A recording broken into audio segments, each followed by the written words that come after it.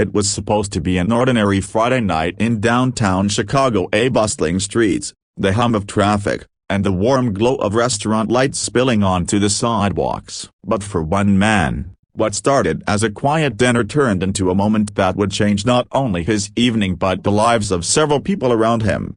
John Kennedy, a 42-year-old construction worker known among friends for his quiet nature and humble lifestyle, had just finished a long, grueling shift. Covered in dust and wearing his worn-out work boots, he decided to treat himself to a nice meal. He walked into a trendy restaurant near Michigan Avenue, a place far more upscale than where he usually ate. Inside, the air was thick with the scent of fine wine and expensive perfume. The chatter was soft, the kind that carried an air of exclusivity. At first, no one paid much attention to John. He found a small corner table, picked up the menu, and began to relax. But soon, he noticed the glances. A waiter passed by twice without stopping. The hostess whispered something to the manager, who turned to look at him, a look John would never forget. Moments later, the manager approached. "Sir," the man said, his tone tight and professional, "I'm afraid this establishment has a dress code. We can't serve you tonight." John looked down at his dusty shirt and the calluses on his hands. He tried to explain, "I just got off work. I'll pay in full. I just wanted a meal." But the manager's expression didn't change. "I'm sorry,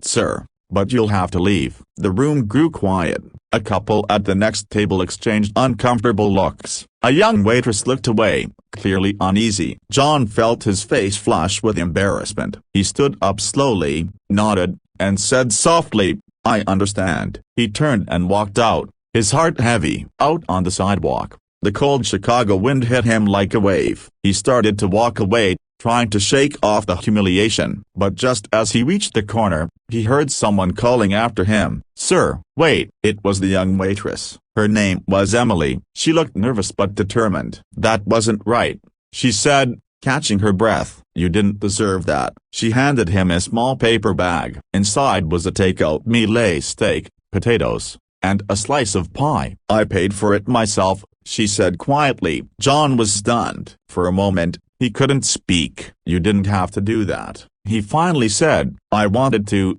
she replied. "My dad's a construction worker too. I know how hard you people work." The two stood there on the sidewalk, the city lights reflecting off the wet pavement. John thanked her, his eyes glistening, and promised he'd pay her back someday. She smiled. "Just pay it forward," she said, then turned and went back inside. The story could have ended there, a small act of kindness on a cold night, but fate had more in store. The next morning, a passerby who had filmed part of the incident posted it on social media. Within hours, it went viral. People were outraged at how John had been treated. Messages of support poured in from all over the country. Reporters began calling. The restaurant's owner, horrified by the backlash, issued a public apology and suspended the manager. But the real spotlight turned toward Emily, the waitress whose quiet compassion had melted hearts everywhere. When local news stations interviewed her, she said simply,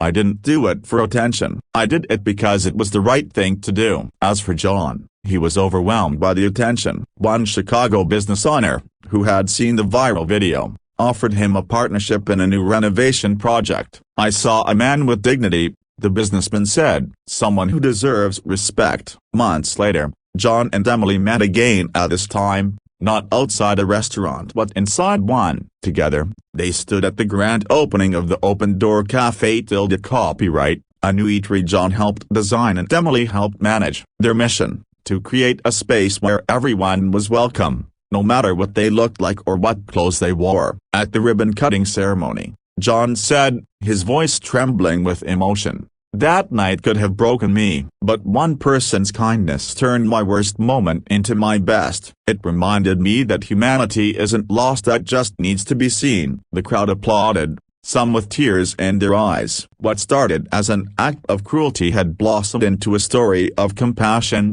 redemption, and second chances. In the heart of Chicago, amid the noise and chaos, two ordinary people had proved an extraordinary truth, that one small act of kindness can ripple through the world and change lives forever.